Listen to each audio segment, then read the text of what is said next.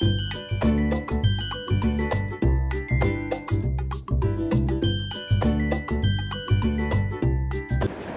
Morning sir. Good morning. तो आज physics पढ़ना है ना आप लोगों को? Yes sir. फिजिक्स में पिछले क्लास में हमने पढ़ा था image obtained by plane mirror, और उस समय हमने जो बात करी थी वो था पॉइंट ऑब्जेक्ट के बारे में, ठीक है ना। तो देखो, जब सिस्टम ऑफ पार्टिकल्स होगा तो क्या होगा? सिस्टम ऑफ पार्टिकल्स कहने का मतलब कि बल्क ऑब्जेक्ट, बड़ा ऑब्जेक्ट, पॉइंट ऑब्जेक्ट ना हो करके बड़ा ऑब्जेक्ट रहेगा, तो उसका इमेज कैसे बनेगा हम लोग आज इस क्लास में देखेंगे। Image formed by a plane mirror, ये देखो ये दूसरा पार्ट है उसका, क्योंकि पहले पार्ट में हमने पढ़ा था जब ऑब्जेक्ट पॉइंट ऑब्जेक्ट होगा। तो आज हम लोग बल्क ऑब्जेक्ट के बारे में पढ़ रहे हैं, यानी कि सिस्टम ऑफ पार्टिकल्स के बारे में पढ़ रहे हैं। तो देखो, तो हम एक मिरर लेते हैं। कौन सा बाबू? Plane mirror.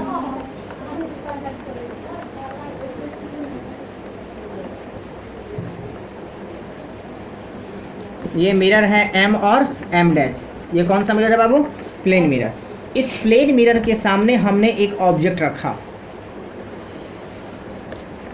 ओ और ओ डैश।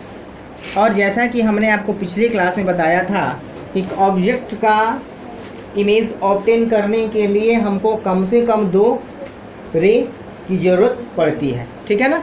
तो हमने एक बात और डिस्कस किया था, वो ये था कि किसी भी ऑब्जेक्ट का इमेज वहाँ बनता है जहाँ पर रिफ्लेक्टेड रे ऑफ लाइट या तो एक्चुअली मीट कर जाए या मिलती हुई मालूम पड़े, ठीक है। जहाँ पर एक्चुअली रे ऑफ लाइट मिल जाएगी, वो पॉइंट जो होगा, वो इमेज जो होगा वो रियल इमेज होगा, उसको हम लोग स्क्रीन पर ऑब्टेन कर पाएंगे। जबकि जहाँ पर रेज ऑफ लाइट मिलती हुई मालूम पड़ेगी, जब उसको पीछे की तरफ बढ़ाएंगे तो उस पॉइंट पर जो इमेज बनेगा वो इमेज कैसा होगा? वर्चुअल होगा, और उसको हम लोग कभी भी स्क्रीन पर ऑब्टेन नहीं कर सकते हैं। तो देखो, इमेज को ऑब्टेन करने के लिए हमको कम से कम 2 लाइट का ज़रूरत है, 2 रे ऑफ लाइट का ज़रूरत है। एक रे ऑफ लाइट हमने क्या लिया? इस पर परपेंडिकुलरली फॉल कर रहा है। तो जो बाबू देखो, मैंने बताया था ना कि अगर रे ऑफ लाइट किसी भी मिरर पर परपेंडिकुलर फॉल कर रहा है तो वो रिफ्लेक्शन के बाद अपने ही रास्ते लौटेगा। तो ये देखो, ये गया और ये आया। दूसरा रे ऑफ लाइट हमने लिया, इससे थोड़ा सा किसी भी एंगल पर, मतलब इंक्लाइन होता हुआ पड़ रहा था, किसी एंगल पर ये बेंट होके मिरर पर फॉल कर रहा था, ठीक ना। तो देखो, रिफ्लेक्शन के बाद या ये क्या कुछ ऐसा आएगा, यानी कि ऐसे इंसिडेंट होगा और ऐसे रिफ्लेक्ट होगा, ठीक है ना। फिर हमने क्या किया, यहाँ से ऑब्जेक्ट के, उस सिस्टम ऑफ पार्टिकल्स के, यानी कि बल्क ऑब्जेक्ट के इस पॉइंट से हमने फिर एक रे ऑफ लाइट लिया जो कि इस पर नॉर्मली फॉल कर रहा था, नॉर्मली फॉल किया, रिफ्लेक्शन के बाद अपने ही रास्ते लौट आया। फिर हमने क्या किया, एक रे ऑफ लाइट लिया जो कि कुछ एंगल के साथ इस पर इंसिडेंट हुआ, ठीक है ना। और इंसिडेंट हुआ तो बाबू क्या, यहाँ से रिफ्लेक्शन के बाद कुछ ऐसे ही आएगा। ये रे ऑफ लाइट कहीं नहीं मिल रहा है, ना तो ये दोनों मिल रहा है और ना ही ये दोनों मिल रहा है। तो उस कंडीशन में हम क्या करेंगे? तो देखो, ऐसे कंडीशन में हम क्या करेंगे, जितने भी रिफ्लेक्टेड रे हैं उन सब को हम पीछे की तरफ बढ़ाएंगे। तो देखो, यहाँ से हमने क्या किया, इसको बढ़ा दिया। फिर देखो, रिफ्लेक्टेड कौन था? ये ना, ये जो आया था ऐसे गया था, तो हम क्या करेंगे, इसको पीछे की तरफ बढ़ाएंगे यहाँ पर कहीं, ठीक है ना। उसी तरह से हमने क्या किया बाबू, इसको पीछे की तरफ बढ़ाया। और फिर हमने क्या किया, देखो तो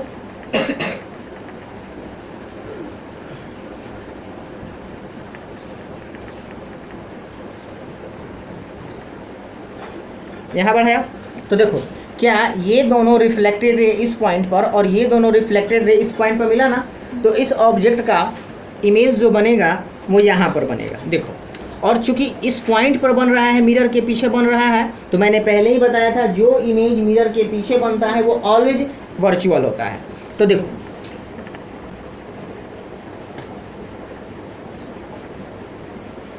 देखो, ऑब्जेक्ट क्या था? ओ डैश था।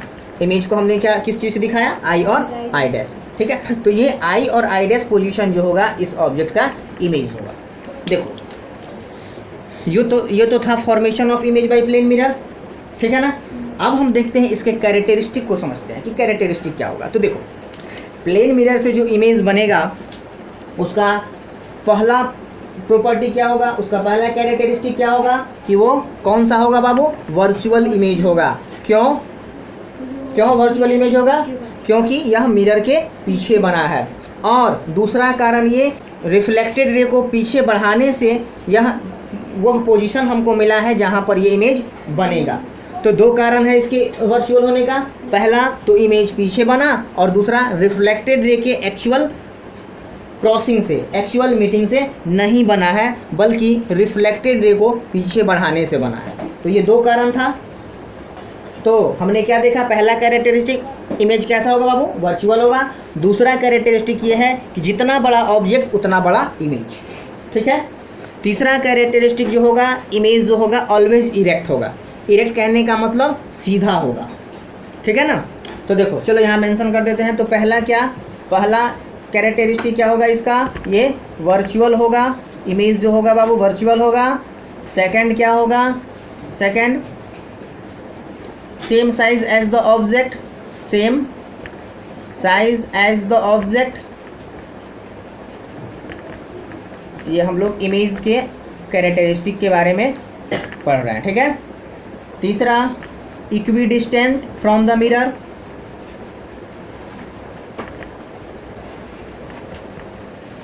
Equi distant from the mirror, equidistance from the plane mirror लिखो।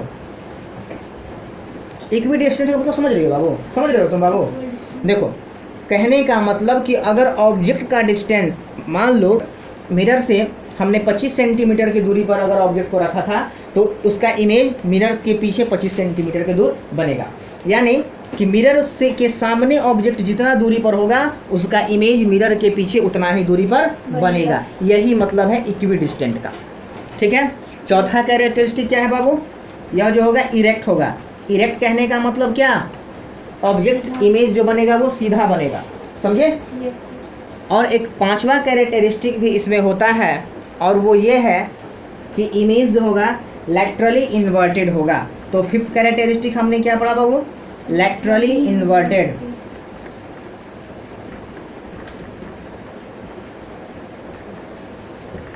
देखो लैटरली इन्वर्टेड, इसको हम समझेंगे, इस पॉइंट को समझेंगे कि लैटरली इन्वर्टेड का मतलब क्या होता है। लैटरल इन्वर्सन का मतलब होता है side wise reverse, side wise reverse. कहने का मतलब है कि अगर आप मिरर के सामने खड़े होते हो, प्लेन मिरर के सामने खड़े होते हो और राइट हैंड ऊपर करोगे तो ऐसा लगेगा कि मिरर में जो आपका इमेज बना है उसने लेफ्ट हैंड को ऊपर किया है, ठीक है। इसी को बोलते हैं लेटरल इन्वर्सन, यानी कि जो इमेज होगा वो कैसा होगा बाबू, लेटरली इन्वर्टेड होगा। बिल्कुल इस तरह से मान लो कि ये आपका प्लेन मिरर है और प्लेन मिरर के सामने आपने क्या किया, एक पेपर पर एक लेटर लिखा P और इसके सामने आपने मिरर के सामने उसको रखा। उस लेटर का इमेज कुछ आपको ऐसा मिलेगा, यानी कि P उल्टा होके दिखाई पड़ेगा।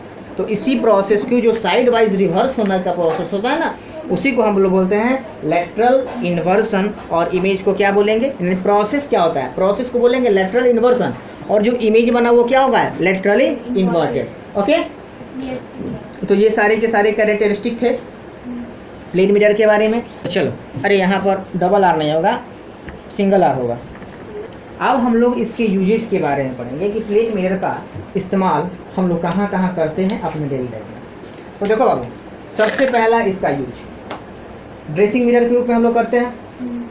ड्रेसिंग मिरर कहाँ होता है ये बताना पड़ेगा, रूम में होता है, आपके ड्रेसिंग टेबल पर होता है। वहाँ पर आप सामने उसके सामने आप खड़े होकर के मेकअप करते हो, शेविंग करते हो, अपने आप को ड्रेसअप करते हो, डैट इज़ ड्रेसिंग मिरर। तो ड्रेसिंग मिरर के रूप में इसका इस्तेमाल होता है। दूसरा, इसका इस्तेमाल पेरिस्कोप के रूप में होता है। तीसरा, छोटे छोटे दुकानों का लार्ज व्यू दिखाने के लिए होता है। चौथा, ब्लाइंड कॉर्नर पर होता है। तो चलो इन चारों को हम बारी बारी से समझ लेते हैं। पहला इस्तेमाल, used as dressing mirror, dressing mirror. इसका सेकंड यूज़ क्या है, फॉर लार्जर व्यू, लार्जर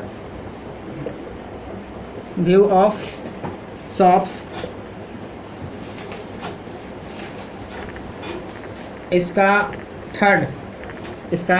तीसरा यूज इन पेरिस्कोप,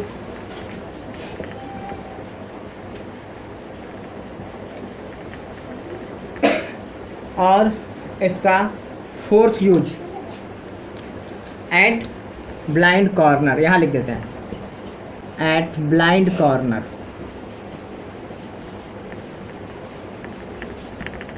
ओके, ये 4 यूजेज हैं जनरली हम लोग अपने रियल लाइफ में यूज करते हैं प्लेन मिरर को इस रूप में। ड्रेसिंग मिरर का मतलब आप समझते हैं, खुद को ड्रेसअप करने के लिए, ठीक है। दूसरा है large view of the shop. आपने देखा होगा किसी शॉप के ऑपोजिट वॉल्स पर हम लोग क्या करते हैं, प्लेन मिरर चिपका देते हैं, थोड़े बड़े साइज़ के, जिससे क्या होता है दुकान का लुक बड़ा हो जाता है, लगता है बहुत लंबा चौड़ा दुकान है, ठीक है ना।